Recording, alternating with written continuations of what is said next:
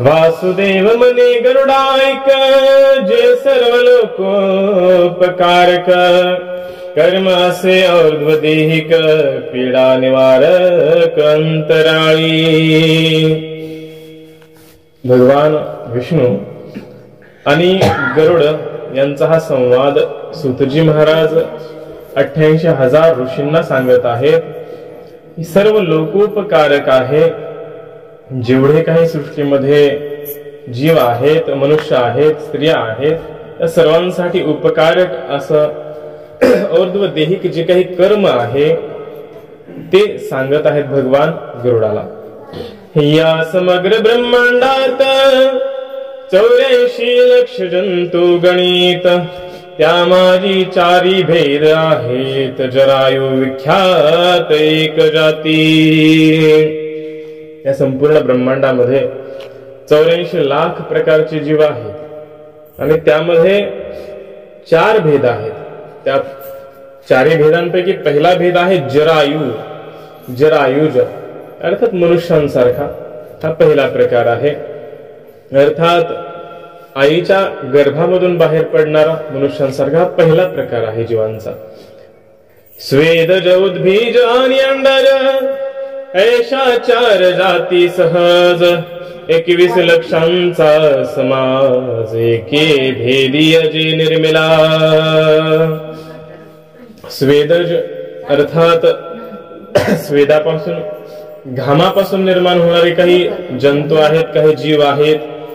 उद्भिज आहेत अर्थात या पृथ्वीला भेदून वर येणारे वृक्षादी आहेत आणि अंडज, अंड्यामधून निघणारे काही जीव आहेत। असे जीवांचे 4 प्रकार या ठिकाणी करण्यात येत आहेत। त्या संपूर्ण जीवाभितरी मनुष्य दुर्लभ सरपारी, त्याही माझे भेद भारी, समजे अंतरी तू गरुडा। या सर्व जीवांमध्ये मनुष्य शरीर मिळणं हे दुर्लभ आहे। त्यामध्ये सुद्धा हे गरुडा आणखी काय प्रकार आहेत 4 ते ऐक। त्यात मुख्य 4 वर्ण, त्याही माझी उत्तम ब्राह्मण, अनुलोम प्रतिलोमे करून 12 सामान्य ह्या जाती। त्या मनुष्यामध्ये सुद्धा 4 प्रकार पाडलेले आहेत, 4 वर्ण त्यांना म्हटलं गेलेलं आहे। त्यामध्ये उत्तम ब्राह्मणाला म्हटलं गेलेलं आहे आणि 12 सामान्य जाती त्यामध्ये सुद्धा आहेत, ब्राह्मणांमध्ये सुद्धा। या दोन्ही षटकांविरहित संकीर्ण जाती बहुत, जे वेद धर्म विवर्जित, अंत्यज समस्त तेजे जाण। या दोन्ही षटकां म्हणजे 12 ज्या सामान्य जाती आहेत ब्राह्मणांमध्ये सुद्धा, त्या सोडून आणखी संकीर्ण जाती आहेत। वेद धर्म विवर्जित अर्थात ज्या ब्राह्मणांनी वैदिक धर्माचं पालन केलं नाही, सद्धर्माचं पालन केलं नाही, ते अंत्यजादी असे वेगवेगळे आणखीही काही जाती सांगितल्या गेलेल्या आहेत।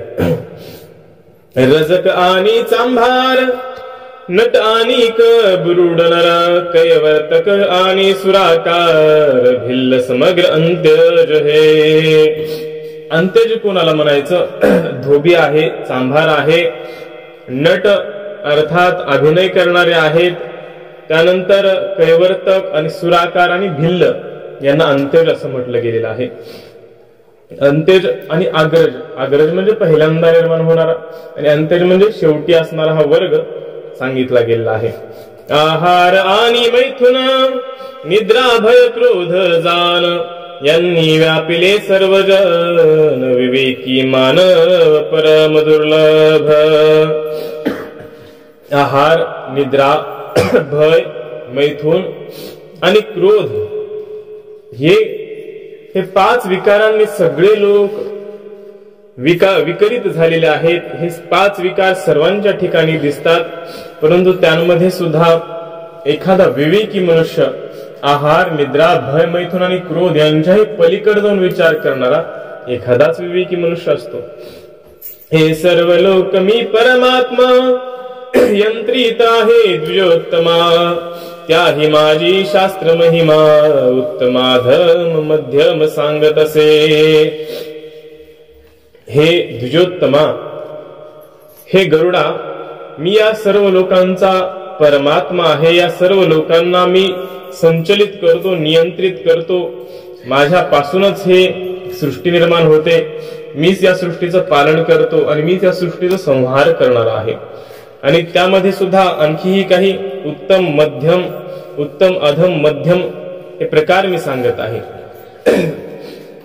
स्थावराहुनी चर श्रेष्ठ, अनस्थीहुनी शास्ती वरिष्ठ, सूक्ष्माहुनी जो गरिष्ठ, तो वरिष्ठ जान पा. जे स्थावर प्राणी आहेत त्यांच्यामध्ये चर प्राणी श्रेष्ठ आहेत. आणि आणखी हाडे नसलेलेही प्राणी काही आहेत. समुद्रामध्ये काही हाडे नसलेली प्राणी असतात आणि त्यामध्ये सुद्धा काही हाडे असलेला जो वर्ग आहे तो वरिष्ठ मानण्यात आलेला आहे. तक्षाहुनी पशु बरवा, पशुहुनी मनुष्य जाणावा, मनुष्यात शूद्र समजावा, शूद्राहुनी म्हणावा उत्तम वैश्य. ज्यांना हाडं नाहीत त्यांच्यापेक्षा हाडं असलेले प्राणी श्रेष्ठ. ज्यांना हाडं आहेत ते पक्षी, पक्षाहून पशु श्रेष्ठ, प्राणी श्रेष्ठ. त्या प्राण्यांमध्ये, सगळ्या प्राण्यांमध्ये मनुष्य श्रेष्ठ जाणावा, मनुष्यामध्ये शूद्र, शूद्रांपेक्षाही उत्तम वैश्य अर्थात व्यापारी वर्ग जो म्हटला गेला आहे तो. वैश्याहुनी क्षत्रिय अधिक, क्षत्रियाहुनी ब्राह्मण अधिक, ब्राह्मणांमाजी वेद पाठक, त्याहुनी अधिक सुकृत बुद्धी. त्या वैश्य अर्थात व्यापाऱ्यांहून क्षत्रिय अधिक श्रेष्ठ, क्षत्रियांपेक्षा ब्राह्मण अधिक श्रेष्ठ, ब्राह्मणांपेक्षाही वेद पाठक, ब्राह्मणांमध्ये जे वेद म्हणणारे ब्राह्मण आहेत, वेद पाठ करणारे ब्राह्मण आहेत ते श्रेष्ठ. आणि त्या वेद पाठक ब्राह्मणापेक्षाही जे पुण्यवान पुरुष आहेत, पुण्य करणारे पुरुष आहेत ते श्रेष्ठ. कर्म करता अधिक त्याहुनी, ब्रह्मांडात अधिक ब्रह्मज्ञानी, ब्रह्मज्ञानाहुनी मदभजनी, निषिदिनी चिंती जो. त्यापेक्षाही कर्म करणारा, निष्काम कर्म करणारा श्रेष्ठ आहे. या संपूर्ण ब्रह्मांडामध्ये ब्रह्मज्ञानाला श्रेष्ठ समजलं जातं, परंतु त्या ब्रह्मज्ञानापेक्षा सुद्धा रात्रंदिवस माझं भजन करणारा जो भक्त आहे तो श्रेष्ठ मानला गेलेला आहे. ऐसे हे प्राणी समस्त, अधिकाहुनी अधिक आहेत, नर शरीर झाल्या प्राप्त, नाही तप करीत जो प्राणी. असे एकापेक्षा एक अधिक अधिक उत्तम उत्तम प्रकारचे नर शरीर प्राप्त झाले आहेत, तरी देखील जो तप करत नाही, भगवंताचं भजन, भगवंताचं सेवन, पुण्यकर्म, सत्कर्म करत नाही, त्या प्राण्याचं काय सांगतात पुढे. तो मेल्यावरी मूढमती, महाघोर जे दुःख गती, ती भोगोनियांती, दुष्ट जन्मगती पावतसे. ज्यांनी या जीवनामध्ये जप तप पुण्य सत्कर्म ज्यांनी केले नाहीत ते मूढमती, मूर्ख बुद्धी असलेले मनुष्य महाघोर असलेली दुःख गती, नरक गती प्राप्त करतात. बुद्धी आणि रूप बळ, पुत्र विद्या वित्त पुष्कळ, पूर्व कर्म असल्या निर्मळ, यथा काळी प्राप्त होई. पहा, आयुष्यामध्ये जर पूर्व कर्म जर चांगला असेल तर योग्य वेळी बुद्धी चांगली प्राप्त होते, चांगलं रूप प्राप्त होतं, बलवान शरीर बनतं, पुत्र होतात, विद्या मिळते, वित्त अर्थात पैसा ही पुष्कळ मिळतो. तुकोबारायाने सांगितलेलं आहे की हे सर्व प्रारब्धाच्या अधीन आहेत, अर्थात कर्माच्या अधीन आहेत. जानरे पुण्य जय केले अथवा पाप संपादिले, त्यांची असती दोन फळे, पुण्य फळे ती सौख्य रूप.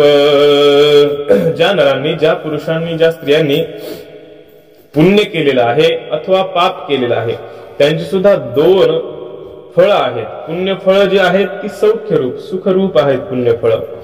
पापाची फळे अशुभ रूपाने उत्पन्न झाल्या मनुजाने, नित्य कर्म आत्मज्ञानियाने, न त्यागावे त्याने आपण कधी.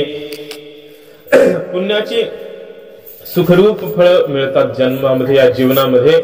पापाची अशुभ घटना रूप कर्म फळ आपल्या जीवनामध्ये मिळतात. आणि मनुज अर्थात मनु महाराजांपासून आपण झालेलो आहोत. मनुतः जायते इति मनुष्य, आपण मनुष्य आहोत. तर आपण एखादा आत्मज्ञानी जरी झाला तरी नित्य कर्म त्या आत्मज्ञानाने सोडू नयेत. त्रैलोक्य स्वामी मी वासुदेव, त्रिलोकीचे सर्व जाणे भाव, तथापि कर्म विहित अभिनव, नित्यमेव करीतसे. हे गरुडा, भगवान विष्णू गरुडाला सांगत आहेत, या त्रैलोक्याचा मी स्वामी आहे, मला काहीच करायची गरज नाही, तरी देखील मी कर्म करत असतो.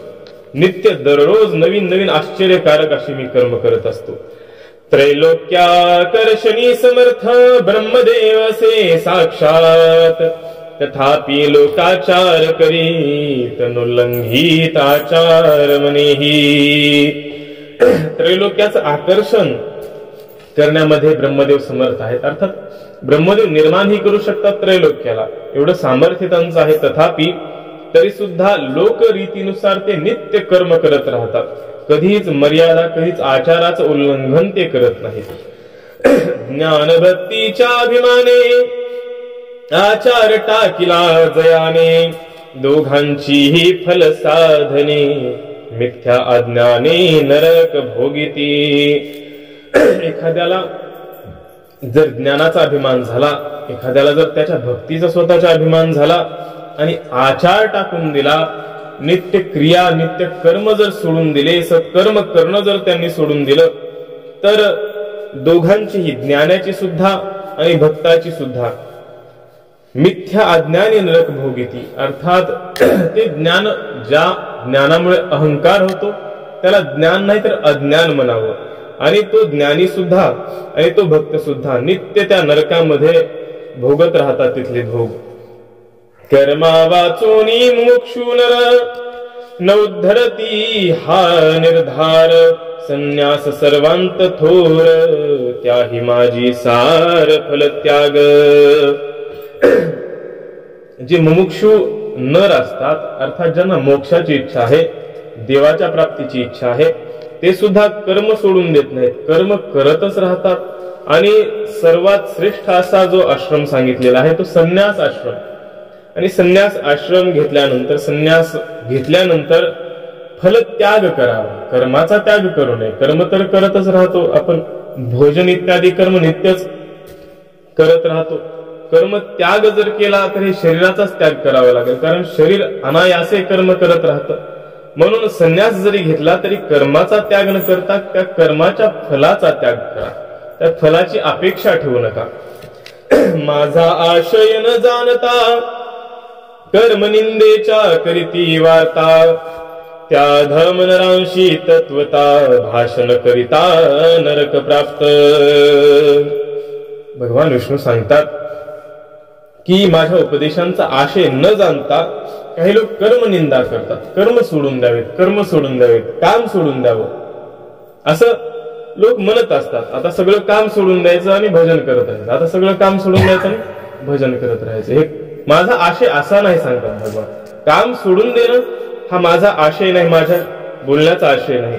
आणि असा जर कोणी बोलत असेल तर तो अधम मनुष्य आहे. आणि त्या अधम माणसाला जर कोणी बोलत असेल तर तो देखील नरकाला प्राप्त होईल. हा पाओनी मनुष्य जन्म, जे स्वर्ग मोक्षाचे साधनोत्तम, दोहो माझी एक निर्भ्रम, न साधी तो अधम या लोकी. हे मनुष्य शरीर मिळून सुद्धा एकतर स्वर्ग मिळू शकतो या शरीराने, नाहीतर दुसरा मोक्ष, तिसरा मार्ग आहे नरक. जे स्वर्ग आणि मोक्ष हे उत्तम साधन, हे उत्तम साध्य न प्राप्त करता या शरीराला व्यर्थ खर्च करतात, ते तर अधम आहे त्या शरीरामध्ये. स्वात्मातयाने वंचिला, इच्छिती शतद्रव्य संग्रहाला, शत मिळता सहस्राला, सहस्र मिळाल्या लक्ष इच्छिती. हे शरीर, स्वात्मा अर्थात हे शरीराबद्दल आत्मा हा शब्द इथे वापरण्यात आलेला आहे की या शरीराची तर वंचना त्या मनुष्याने केली. हे मनुष्य शरीर मिळून सुद्धा एक तर स्वर्ग प्राप्ती केली नाही, स्वर्गापेक्षा श्रेष्ठ मोक्ष प्राप्ती सुद्धा केली नाही, तर तो ठगला गेला आहे. तर तो फसवला गेलेला आहे. द्रव्य, माणूस या जन्मामध्ये आल्यानंतर द्रव्य धन संपत्ती प्राप्त करण्याची इच्छा करत असतो. सुरुवातीला 100 रुपये मिळावेसे वाटतात, 100 रुपये मिळाले तर सहस्र रुपये, 1000 मिळावे वाटतात, 1000 मिळायला लागले तर लाख मिळावेसे असे वाटतात. लक्ष मिळता मने राज्य व्हावे, मग चक्रवर्तीत्व आवडे जीवे. चक्रवर्ती झाल्या स्वभावे, मग वाटी देव होईन. लक्ष लाखो रुपये जर मिळायला लागले तर मग वाटतं कोट्यावधी रुपये मिळावेत, मग वाटतं मी राजा व्हावं, मंत्री व्हावं, आमदार खासदार व्हावं. ते मिळाल्यानंतर काय पंतप्रधान, प्रधानमंत्री, राष्ट्राध्यक्ष, राष्ट्रपती, चक्रवर्ती सम्राट व्हावं असं वाटतं. आणि चक्रवर्ती सम्राट झाल्यावर मी देवच व्हावं असं वाटतं. वरचेवर तृष्णा वाढत जाते. देव झाल्या अमरपती, सुरपतित्वे ऊर्ध्वगती. ऐसी तृष्णा पापमती, न विरक्ती कदा पावे. देव व्हावं असं वाटतं. देव झाल्यानंतर इंद्रपद, स्वर्गामध्ये इंद्रपद मिळवावं असं वाटतं. इंद्रपद मिळालं तरी देखील ब्रह्मपद मिळावं असं वाटतं. ब्रह्मपद मिळाल्यानंतर विष्णुपद, असं ऊर्ध्व पद मिळावंच वाटतं. ही तृष्णा काही संपत नाही. म्हणून तृष्णा, आशा जिला म्हटलं आहे, की आशाच मुळात पाप बुद्धी आहे. आशा हीच पापिनी आहे. म्हणून जे विरक्त आहेत, वैराग्यवंत आहेत, त्यांनी कधीच आशा तृष्णा करू नये. जे झाले तृष्णा स्वाधीन, ते पावले निरस्थान. जे राहिले तृष्णा त्यागून, ते स्वर्गस्थान भोगिती. जे तृष्णेच्या अधीन झाले, आशेच्या जे अधीन झाले, ज्यांची आशा संपलीच नाही, जीवन संपत आलं परंतु ज्यांची आशा संपली नाही, त्यांना निश्चितच निरय अर्थात नरक स्थान त्यांचं ठरलेलं आहे. आणि ज्यांनी तृष्णा त्यागली आहे ते स्वर्गस्थान भोगतात. बालपणी मातृपितृमय, यौवनपणी रक्षिती स्त्रियेचे मनोदय. वृद्ध काळी पुत्र पौत्रमय, स्वतंत्रमय क्वचित नर. हा माणूस स्वतंत्र आहे का? लहानपणामध्ये माता पित्यांची आज्ञा मानण्यात जातं लहानपण. यौवन जेव्हा, तारुण्य जेव्हा येतं, स्त्रीचे अर्थात पत्नीचे मनोदय, मनोरथ पुरवता सगळं यौवन, सगळं तारुण्य संपून जातं. त्यानंतर वृद्धापकाळ येतो, म्हातारपण येतं. मग मुलांची आज्ञा ऐकावी लागते, मुलांची आज्ञा ऐकावी लागते. मग मनुष्य स्वतंत्र आहेच कुठल्या अवस्थेमध्ये? कुरंग आणि हस्ती, पतंगानी भ्रमर जाती. मीन ऐसी पाचाची गती, नाश पावती पाचा विषयी. शब्द, स्पर्श, रूप, रस, गंध हे 5 विषय आहेत. हे 5 विषय कुरंग अर्थात हरिण आहे, हत्ती आहे, पतंग अर्थात कीटक आहेत, आणि भ्रमर आणि मासा. हे 5 प्राणी 5 विषयांच्या मागे जातात आणि नष्ट होतात. माणसाच्या ठिकाणी 5 विषय आहेत. शब्द, स्पर्श, रूप, रस आणि गंध हे 5 विषय मनुष्याच्या ठिकाणी आहेत. कुरंग जो हरिण असतो, त्या हरिणाला शिकारी बासरी वाजवून पकडतात. शब्दाच्या मागे हरिण जातो. तो शिकारी जिकडे जाईल त्याच्या मागे मागे तो शब्द ऐकण्यासाठी, तो नाद ऐकण्यासाठी जातो. शब्द विषयामुळे तो हरिण फसल्या जातो. हत्ती असतो, हत्ती देखील स्पर्श करण्यासाठी, शिकारी लोक त्या हत्तीची शिकार करण्यासाठी एक मोठी हत्तीनी, ती हत्तीनीचं रूप तयार करतात. एक कागदाचं असेल, लाकडाचं असेल, ते रूप तयार करतात आणि बाजूला खड्डा बनवतात. मग तो हत्ती ते रूप पाहून भुलून जाऊन धावत जातो आणि खड्ड्यात पडला जातो. त्यानंतर पतंग आहे.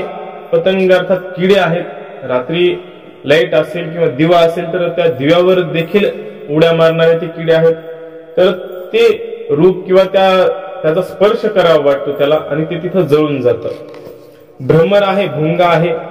रसना, रस या विषयामध्ये तो भ्रमर, तो भुंगा भुलून जातो, कमळामध्ये जातो. आणि एरवी लाकडं फोडणारा भुंगा कमळामध्ये जातो, रस पीत राहतो आणि ती कमळ बंद होतं. आणि बंद झाल्यानंतर त्याला बाहेरच येता येत नाही. वास्तविक एवढा कठोर भुंगा, लाकडं फोडणारा भुंगा, परंतु त्या कमळातून त्याला बाहेर येता येत नाही आणि जीव गमावतो. मीन मासाची देखील हीच गती आहे. तर 5 विषयांमध्ये 5 प्राणी नाश पावतात आणि या मनुष्याच्या ठिकाणी तर हे 5ही विषय आहेत. हा प्रमादी एकला नर, सेवी विषय 5 समग्र, तो कैसा न पावे यमपूर, आश्चर्य फार हेच असे. आणि माणसाच्या ठिकाणी तर 5 विषय आहेत, मग तो माणूस यमपुरामध्ये नाही जाणार, याच्यात काय आश्चर्य आहे. लोह काष्ठांचे पाशे करून बांधिल्या कोणी प्राणीजन, तो सुटेल उपायान पुत्र पाशान जे बांधले. एखाद्या वेळी लोखंडाचा जर पाश बनवला, लाकडाचा जर पाश बनवला, त्याच्यातून सुद्धा एखादा प्राणी सुटेल, त्याच्यातून एखादा प्राणी सुटेल, परंतु पुत्र पाशानं, पुत्र मोहामध्ये जे माणसं अडकले जातात त्या पाशातून कसे सुटतील ते लोक. ते न सुटती प्राणीजन, जाणती यम भय गहन, मृत्यू न जाणे बाल तरुण, वृद्धा ज्ञान न जाणेच. तर जे मोहित झालेले आहेत, आपल्या पुत्र पत्नी नातव इत्यादींमध्ये ज्यांचं अंतकरण बांधलं गेलेलं आहे, ते तर निश्चितच सुटणार नाहीत. त्यांच्यासाठी यम भय गहन ठेवलेला आहे. पुढे मृत्यू अर्थात यमदेवता हा बालक आहे, हा वृद्ध आहे, ही स्त्री आहे, हा पुरुष आहे, हा अज्ञानी आहे, याला नेऊ नये असं जाणत नाही. कोणालाही ज्याचं आयुष्य संपलं आहे त्याला सहजच उचलून घेऊन जातो. यास्तव सर्व प्राणियांनी पारलौकिक आदरे करुणी, करावे विचक्षण जनी आत्मज्ञानी जरी असे. तर पारलौकिक आदरे करुणी अर्थात परलोकासाठी जे हितकारक आहे, स्वर्गादी लोक ज्याने मिळतील, त्याच्यापेक्षा चांगले लोक ज्याने मिळतील किंवा मोक्ष ज्याने मिळेल, त्या गोष्टी या जन्मामध्ये जे हुशार लोक आहेत, जे बुद्धिवान लोक आहेत, त्यांनी त्या गोष्टी कराव्यात. आणि मेल्याही वाराणसीत सायुज्य पावल्या साक्षात, तरी करावे अर्ध्वदेहिक कृत्य प्राणी समस्त जे जनी. मनुष्य वाराणसी काशीमध्ये जरी मेला तरी देखील त्याचं अर्धोदेहिक कृत्य करावं. त्या वाराणसी काशीमध्ये ब्रह्मरूपता प्राप्त होतो मनुष्य, परंतु तरी देखील समस्त अर्धोदेहिक अर्थात मृत्यूनंतर ज्या ज्या क्रिया कराव्या लागतात त्या कराव्याच. मेल्या नराचा अभिलाष नसे शेष प्राणियांस, नास्तिकी अथवा ज्ञानियास नसे अभिलाष प्राणियासी. जेव्हा मनुष्य मरतो आणि त्याच्या ठिकाणी जो अभिलाष अर्थात आशा उरते, तर ती प्राण्यांमध्ये ती आशा नसते. मनुष्यामध्ये आशा असते, परंतु प्राण्यांमध्ये तशी आशा नसते. एकतर नास्तिक मनुष्यामध्ये किंवा ज्ञानी मनुष्यामध्ये देखील अभिलाष नसतो. आपुले विको नाही शरीर अथवा सेवावा चांडाळ नर, परी नित्य नैमित्तिक समग कर्म प्रकार आचरावा. कर्म नित्य दररोज जे कर्म सांगितले ते करावेच, आणि नैमित्तिक जे कर्म, श्राद्धाधिक जे कर्म सांगितले ते देखील करावे. एखादे धन नसेल तर शरीर विकून सुद्धा, विकोनीही शरीर सांगितलंय, शरीर विकून सुद्धा अर्धोदेहिक क्रिया करणं, त्या मनुष्याच्या मृत्यूनंतर सर्व कृत्य करणं खूप आवश्यक आहे. एखाद्या चांडाळाची सुद्धा सेवा करावी लागली तरी करावी, परंतु हे अर्धोदेहिक क्रिया मृत्यूनंतर ज्या क्रिया सांगितल्या आहेत त्या कराव्याच. यथाशक्ती यथा विधान कर्म कीजे अनुदिन, धर्म राहतो धनाश्रयान विशेष जान श्रद्धे करुणी. जसं यथाशक्ती, जशी शक्ती आहे तुमची, जसं विधान सांगितलेलं आहे, तसं अनुदिन दररोज प्रत्येक दिवशी कर्म करावं. दररोज तर्पण सांगितले आहे, पंचयज्ञ सांगितलेले आहेत, ते पंचयज्ञ करावेत, आणि नैमित्तिक कार्य सुद्धा करावे. कारण धन जे आहे ते धर्माच्या आश्रित राहतं. जिथे धर्म आहे तिथे धन असतं. यथापि पुत्रादिकांनी करावी और देह संपादनी, विधी श्रेष्ठ मनोनी कर्म जनी आचरावे. पुत्रादिकांनी और दैहिक क्रिया ज्या काही आहेत, श्रेष्ठ श्रेष्ठ विधी ज्या काही सांगितल्या आहेत त्या त्या मनुष्याच्या पुत्रांनी कराव्यात. धन अल्प अथवा बहुत असो परी श्रद्धायुक्त, निर्धन सोनी ऋषी वृंद बहुत, श्रद्धान्वित स्वर्गा पावले.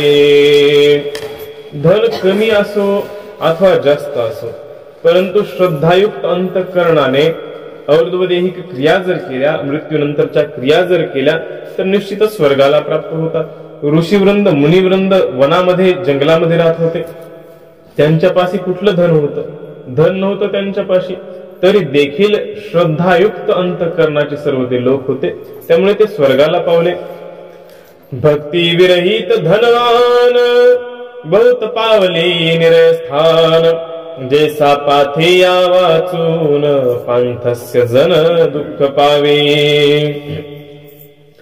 एखाद्याकडे भक्ती नाही आणि तो धनवान असेल, असे बरेच धनवान लोक भक्तीविरहित जीवन जगत जगत निरय स्थान पावलेले आहेत, अर्थात नरक स्थान पावलेले आहेत. फक्त धन काही कामाचं या जीवनामध्ये नाही. धन असेल आणि धर्म नसेल तर ते जीवन व्यर्थ आहे, नरक निश्चित आहे त्या मनुष्याला. तसं पाथेया वाचून अर्थात शिदोरी घेतल्या वाचून रस्त्याने खूप दूरचा प्रवास करणं असंच ते काम आहे. तैसे नित्य नैमित्तिक कर्म टाकी जो नर मूर्ख, तो क्लेश पावतसे अनेक नर निष्ठंक खगपती. त्याच प्रकारे नित्य नैमित्तिक, नित्य अर्थात दररोज जे करायचे आहेत, नैमित्तिक अर्थात कुठल्या तरी निमित्तानं जे करायचे आहेत ते कर्म जो मूढ मनुष्य टाकतो त्याला निश्चितच क्लेश प्राप्त होतात आणि निशंक नरकाधिक लोकांना तो प्राप्त होतो. पातके जी ज्ञाता ज्ञात त्यांचे करोनी प्रायश्चित्त, दक्षिणोत्तरायणी अगत्य की जे विद्युक्त पाप निष्कृती. पातक आपल्याकडून जी ज्ञात जाणतेपणाने घडलेले आहेत किंवा अजाणतेपणाने घडले आहेत, माहित आहेत किंवा माहित नाहीत, अशी जेवढी काही पातक आहेत, पाप आहेत, त्यांच्यासाठी प्रायश्चित्त करावं. दक्षिणा उत्तरायणी अर्थात संक्रमणाच्या काळामध्ये काही प्रायश्चित्त सांगितले. काल गोदान हे प्रायश्चित्त सांगितलंय, त्या प्रकारे आणखीही प्रायश्चित्त सांगतील. ते प्रायश्चित्त करून पाप निष्कृती अर्थात निष्पाप मनुष्याने बनावं. जोवरी हे क्षेम शरीर निरोगी आणि जरा दूर, इंद्रियांत शक्ती असे फार, जो असे दूर आयुष्य क्षय. तोवरी विदुष जनान स्वकल्याणार्थ किजे यज्ञ, गृही लागलिया अग्न कूप खनन मग काय कार्या. जोपर्यंत हे शरीर चांगलं आहे, निरोगी आहे, जोपर्यंत म्हातारपणी आपल्या शरीरामध्ये आलेलं नाही, आणखी खूप दूर आहे म्हातारपण, इंद्रियांत शक्ती आहे, तोपर्यंतच हे सत्कर्म करावे, तोपर्यंतच भगवंतासाठी भजन करा, स्वतःसाठी भजन करावं भगवंताचं. आणि आणखी काही सत्कर्म, चांगल्या चांगल्या क्रिया ज्या आहेत, दान यज्ञाधिक क्रिया कराव्यात. याने स्वतःचं कल्याण होणार आहे. जेव्हा आग लागलेली आहे घराला आणि त्यावेळी विहीर खणणं हे कितपत योग्य वाटतं का योग्य? आग लागली आणि आता विहीर खंदायची आणि पुन्हा पाणी करून विझवायचं नाही. म्हणून जोपर्यंत आयुष्य आहे, जोपर्यंत आपल्या शरीरामध्ये बल आहे, बुद्धी चांगली आहे, शरीर चांगलं आहे, धन जवळ आहे, खर्च स्वतःला आपलं धन करण्याची मुभा असते, तोपर्यंतच ते सत्कर्मासाठी खर्च करावं आणि शरीर देवाच्या कार्याला लावावं. रोगाक्रांत झाल्यावरी सुदीन पाहुनी ज्योतिष शास्त्री, 3-4 ब्राह्मण घरी 5 रोनी नरी प्रायश्चित्त कीजे. रोगाक्रांत झाल्यावर चांगला एखादा दिवस पाहून ज्योतिष विज्ञ मनुष्य पाहून ज्योतिषाचार्यांना बोलावून 3-4 ब्राह्मणांना बोलवून मनुष्याने प्रायश्चित्त करावं.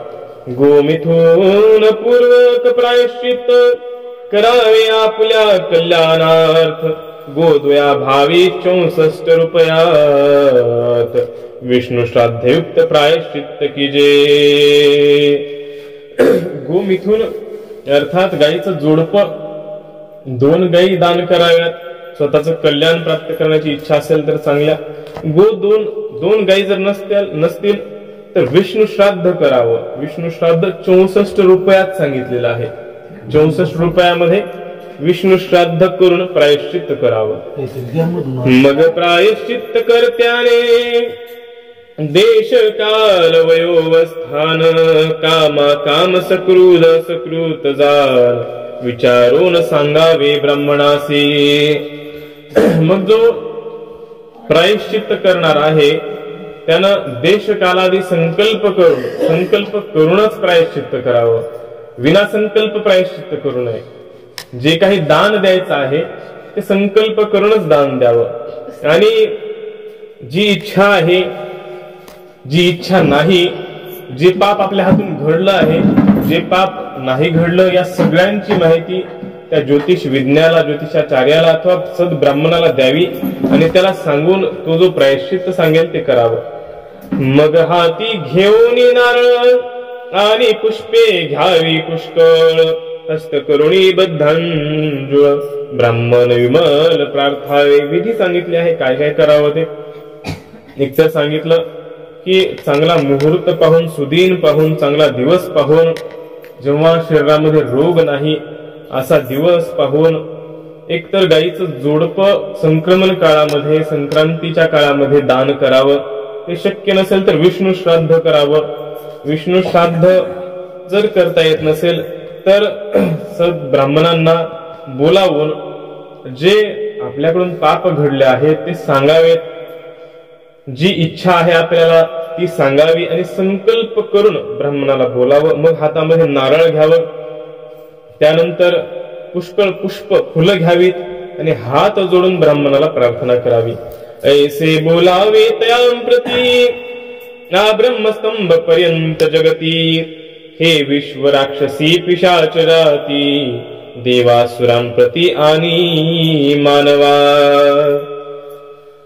हे ब्राह्मण देवा, हात जोडावा आणि या ब्रह्मस्तंभ पर्यंत अर्थात एक तिनका गवतापासून ब्रह्मदेवापर्यंत जेवढे काही जीव आहेत, हे ह्या विश्वामध्ये राक्षस आहेत, पिशाचाच्या काही जाती आहेत, देव आहेत, असुर आहेत, मानव इत्यादी आणखीही काही योनी आहेत, आणखीही काही जीव आहेत। या सर्वांची धर्म सांगणार तैसेची सर्वांचे गोप्तार तस्मात माझ्या पापांचा संहार विप्रहो समग्र करा तुम्ही। त्या ब्राह्मणाला प्रार्थना करून सांगावं की तुम्ही या सर्व धर्माचे रक्षण करते आहात, म्हणून माझ्या पापांचा संहार तुम्ही करा। पूर्वी मी घोर पापाचरण केले ज्ञानी अज्ञानी करून जन्मापासून अनुदीन जे पाप दारुण म्या केले। पूर्वी मी खूप घोर पाप केलेलं आहे, खूप मोठे मोठे पाप माझ्या हातून घडलेले आहेत। कधी जाणतेपणाने माझ्याकडून पाप घडले, मुद्दामून मी पाप केले, कधी अजाणतेपणाने माझ्याकडून पाप झाले आणि जन्मापासून दररोज काही ना काही पाप माझ्याकडून होत गेले। मज उद्धरात याल पासून ब्राह्मण जंगम तीर्थ पावन सर्व काम देते निश्चय करून वाक्योदकान मलिन उद्धरती। हे ब्राह्मण देवता, मी हे एवढे मोठे पाप केले आहेत, तुम्ही साक्षात तीर्थ स्वरूप आहात आणि तुमच्या वाक्य उदकानं, तुमच्या उपदेशानं माझं मलिन असं झालेलं अंतःकरण त्याचा उद्धार करा। ब्राह्मण जे भाषण करीती ते वाक्य देवता मानिती उपवास व्रत स्नान तीर्थी तप संपादिती विप्रजांचे। ब्राह्मण जे भाषण करतात, ब्राह्मण जे बोलतात ते वाक्य देवता मानतात, कारण ब्राह्मणांमध्ये तेवढी शक्ती असते। ते सद्ब्राह्मण आहेत, जे नित्य नैमित्तिक कर्म करणारे ब्राह्मण आहेत। जे वेदविहीन ब्राह्मण आहेत त्यांची इथं चर्चा केली जात नाही। ज्यांना वेद माहित नाही, ज्यांना जनेऊ उपनयन सूत्र ज्यांच्या गळ्यामध्ये नाही, ज्यांना स्नान करायचं नित्य संध्याकाळची ज्या ब्राह्मणांना माहित नाही, त्यांचा इथे विषय चालू नाही. जे वेद पाठी ब्राह्मण आहेत, जे धर्म जाणतात, जे वेदांचा अर्थ जाणतात, त्या ब्राह्मणांबद्दल इथे बोललं जात आहे. ते असे ब्राह्मण जे नित्य संध्या करणारे आहेत, नित्य नैमित्तिक कर्म करणारे आहेत, होम हवन करणारे आहेत, वेदज्ञ आहेत, वेदाचा अर्थ जाणतात आणि त्यानुसार आचरण करतात. ते ब्राह्मण जे बोलतात ते देवांना मानावं लागतं, कारण ब्राह्मण मंत्र बोलतात आणि मंत्रांच्या अधीन देवता असतात. आणि असे ब्राह्मण ज्यांच्यासाठी उपवास, व्रत, स्नान, तीर्थाधिक तपाधिक संपादन करतात, ते खरंच पुण्यवान माणसं असतात. त्याचे संपूर्ण घेऊन फळ यजमानासी देती विमळ, ऐसे पूज्य तुम्हा विप्रांचे कुळ, पाप निर्मूळ करा माझे. हे ब्राह्मण देवता, तुम्ही एवढं व्रत करता, तीर्थाधिक तपाधिक करता आणि त्या सगळ्यांचं फळ घेऊन आम्हाला देतात तुम्ही, म्हणून तुम्ही आम्हाला विमळ करणारे आहेत, निर्मळ करणारे आहेत, म्हणून माझं पाप निर्मूळ नष्ट करा. मजवरी करोनी प्रसाद, शुभाज्ञा करावी शुद्ध, तुमचे सामर्थ्य असे अगाध, मज लागी शुद्ध शीघ्र करा. कृपया करून माझ्यावर प्रसाद प्रदान करा, कृपा प्रदान करा, तुमची शुभ अशी आज्ञा करा मला, आणि तुमचं जे शुद्ध असं सामर्थ्य आहे, अगाध असं सामर्थ्य आहे, त्या सामर्थ्याने शीघ्र अशी कृपा माझ्यावर करा. तैसी प्रार्थना 3 वार करोनी तुष्ट व्हावे विप्र समग्र, मग उत्तराभिमुख नर बैसोनी शीघ्र वपन कीजे. 3 वेळा प्रार्थना करावी. सर्व विप्रांना, ज्या ब्राह्मणांना बोलावलं आहे त्यांना समाधानी करावं, संतुष्ट करावं आणि उत्तरेकडे तोंड करून बसावं. उत्तरेकडे तोंड करून बसून शीघ्र वपन करावं, अर्थात केस काढून टाकावे. जरी नारी असे सवाशीन, तिने वेणी द्वय अंगुल प्रमाण, छेदावी ब्रह्महत्या समान, पापी केशा आश्रयून सती. जर नारी असेल, सुवासिनी असेल, तिने जर 2 अंगुल जरी केस कापले तर ती ब्रह्महत्येच्या समान असतात, ब्रह्महत्येच्या समान असतात. आणि पापे केशा आश्रयून असते, पाप सुद्धा केसांना आश्रय करून राहतात. मग काय करावं? यास्तव की जे केशपन आणि मृदा गोमूत्र गोमयान, पयदधी घृत गोरजान, भस्मोदकान स्नान कीजे. म्हणून ज्या त्या मृत माणसाच्या पत्नी आहेत त्यांनी केशो वपन करावं, केसांचं दान करावं, केस काढून टाकावेत. जोपर्यंत पती आहे तोपर्यंत काढणं हे ब्रह्महत्ये समान आहे. त्यानंतर माती आहे, गोमूत्र आहे, त्या गाईचं गोमय आहे, दूध आहे, दही आहे, घृत आहे, तूप आहे, भस्म आहे, या सर्वांनी, गोरज आहे, गाईच्या पायाखालची माती आहे, त्या सर्वांनी त्या स्त्रीने स्नान करावं. शुद्ध स्नान करोनी बाहेरी, आर्ध वस्त्र टाकोनी दुरी, अन्य वस्त्रे द्यावी नरी, की जे नंतरी विष्णू श्राद्ध. शुद्ध स्नान करावं. जे आर्द्र वस्त्र, ओले कपडे आहेत ते टाकून द्यावेत आणि दुसरे कपडे घालावेत आणि त्यानंतर विष्णू श्राद्ध करावं. मागुती 2 गायी द्याव्या दान, प्रायश्चित्त जे कथिले ब्राह्मणान, दान होम व्रतादिक संपूर्ण कथिल्या प्रमाण संपादावे. त्यानंतर 2 गायींचं दान करावं आणि ब्राह्मणानं जे प्रायश्चित्त सांगितलेलं आहे ते प्रायश्चित्त करावं. जे दान सांगितलं आहे, जो होम सांगितला आहे, जे व्रत सांगितलं आहे घ्यायला, ते व्रत सांगितल्याप्रमाणे करावं. मग करावी अष्टदाने, तिल लोह हिरण्य कार्पास दान, लवण आणि सप्तधान्ये, पृथ्वी गोदाने 80-8. त्यानंतर 8 दान करावी. 8 दान कुठली? तर एक तर तिळाचं दान करावं, लोखंडाचं काही असेल तर ते दान करावं, हिरण्य अर्थात काही सुवर्ण असेल त्याचं दान करावं, कार्पास अर्थात कापसाचं दान करावं, त्यानंतर लवण आहे मिठाचं दान करावं आणि 7 प्रकारच्या धान्यांचं दान करावं. काही पृथ्वी अर्थात काही भूमी, काही जमीन सत्कार्यासाठी चांगल्या कार्यासाठी दान करावी आणि गोदान करावं. अशा प्रकारची 8 दान सांगितलेली आहेत. ही एक एक पवित्र करीती 4 पायली सप्त धान्य गणती द्रोण संख्या तया प्रती तावन्मिती द्यावे लवण. हे एक एक पवित्र करणारे दान आहेत. म्हणून 4 पायली धान्याची गणती, धान्याची संख्या इथे सांगितली आहे, मोजमाप सांगितलं आहे की 4 पायल्या धान्य दान करावं. द्रोण संख्या त्याप्रती लवण किती दान करावं, मीठ किती दान करावं, तर 2 कुडवं सांगितले आहे. आता तुम्हाला कुडवं चित्त वगैरे काय माहित असेल तर तेवढं ते सांगितलेलं आहे. पावणे 3 तोळे उणे असती पक्के 19 शेर गणती कापूस द्यावा विप्रापत प्रती दान पद्धती ऐसी जाण. पावणे 3 तोळे एवढं आणि 19 शेर एवढा कापूस एवढं दान सांगितलेलं आहे. 80 गुंजा द्यावे सुवर्ण. आता सुवर्णाचं किती दान करावं हे सांगितलेलं आहे. गो प्रत्यक्ष अथवा मूल संपूर्ण सुवर्ण निष्के किंवा रजतान गोप्रदान अगत्य कीजे. सुवर्ण किती 80 गुंजा. आता 80 गुंजा किती असेल विचार करा. तेवढं सुवर्ण सोनं दान करावं. गो प्रत्यक्ष गाय प्रत्यक्ष दान करावी. प्रत्यक्ष दान करता येत नसेल तर तिचं जेवढं मूल्य असेल तेवढं दान करावं. सुवर्ण निष्के सांगितले आहे 4 रुपये. त्या जुन्या काळातले 4 रुपये एवढ्या किमतीचं सुवर्ण दान करावं किंवा रजत दान करावं. रजत अर्थात चांदी दान करावी किंवा हे जमत नसेल तर गो प्रदान करावी, गाय प्रदान करावी. गाय निश्चितच प्रदान करावी.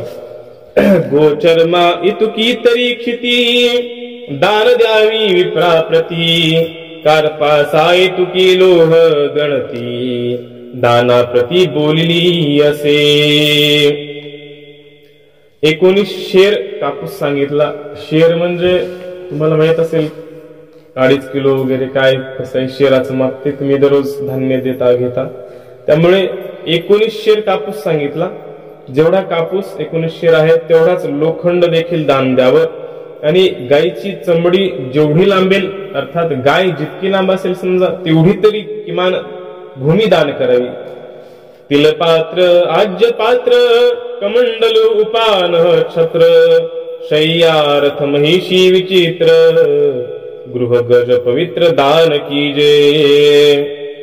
तिळ भरून पात्र दान करावं. आज्य पात्र अर्थात आज्य म्हणजे शेळीचं तूप म्हणतात. आज्य शेळीचं तूप ही दान करावं. कमंडलो आहे, उपान आहे, छत्र आहे, त्यानंतर शय्या झोपण्यासाठी आहे, रथ आहे, महिषी इत्यादी दान करावं. ज्यांना शक्य आहे त्यांच्यासाठी सांगितलेलं आहे. ज्यांना जे धनवान आहेत त्यांनी हे दान करावं. गज आहे, हत्ती आहे, हे सगळं गृह घर आहे एखाद्याला, हे दान करावं. हे पवित्र दान सांगितलेलं आहे. अजाविकादी द्यावे दान वर्षपर्यंत ब्राह्मणासी अन्न दीप उदक वर्ष प्रमाण अविच्छिन्न देत जावे. शेळी मेंढी काय आहे ते शेळी मेंढी सांभाळणाऱ्यांना एखाद्याला दान करावं किंवा एक वर्षापर्यंत ब्राह्मणाला अन्न दान करत राहावं. किंवा दीप आहे, पाणी आहे, दीप बाकी शक्य नसेल पाणी तर दान करू शकतो आपण. अविच्छिन्न अखंड देत राहावं. ऐसा विधी सकळीक केल्यावरी आज्य पात्री मुख पहावे महात्मयाने सम्यक कल्याण देख पावे तेने. अशा प्रकारे सगळा विधी सांगितला आहे, दान विधी सांगितलेला आहे. आणि त्यानंतर आज्य पात्र जे आहे, तुपाचं पात्र आहे, त्या तुपामध्ये जो महात्मा आहे त्या महात्म्यानं ब्राह्मण आहे त्यानं त्याच्यामध्ये त्या तुपामध्ये आपलं मुख पाहावं. ते पात्र ब्राह्मणासी देवोनी बोळवावे सर्वही मुनी स्वये ब्रह्मचर्य पोषणी तीर्थाभिगमनी तत्पर भावे.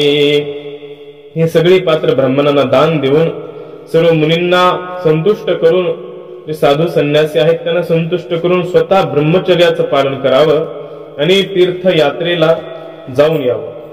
अथवा घ्यावा चतुर्थाश्रम ऐसा विधी असे उत्तम, जो आचरेल नरोत्तम तो स्वर्गधाम सुखे पावे.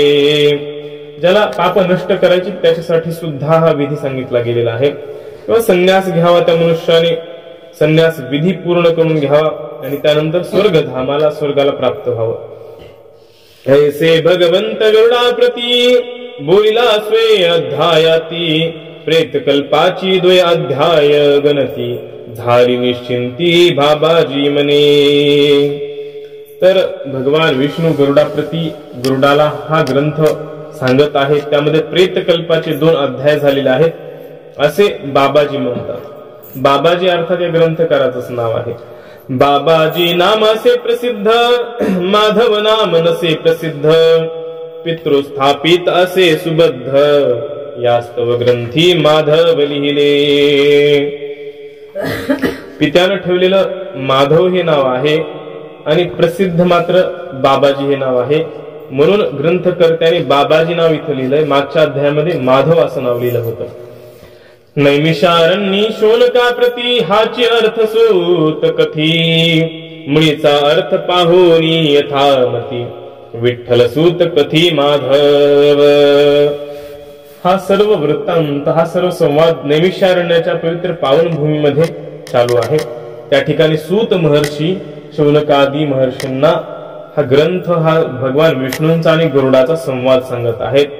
मूळ गरुड पुराण जे संस्कृत मध्ये आहे त्या भाषेचा, संस्कृत भाषेचा अनुवाद विठ्ठलसूत, विठ्ठल नावाच्या कुणातरी साधूंचे पुत्र माधव म्हणून आहेत, यांनी हा ग्रंथ बनवलेला आहे.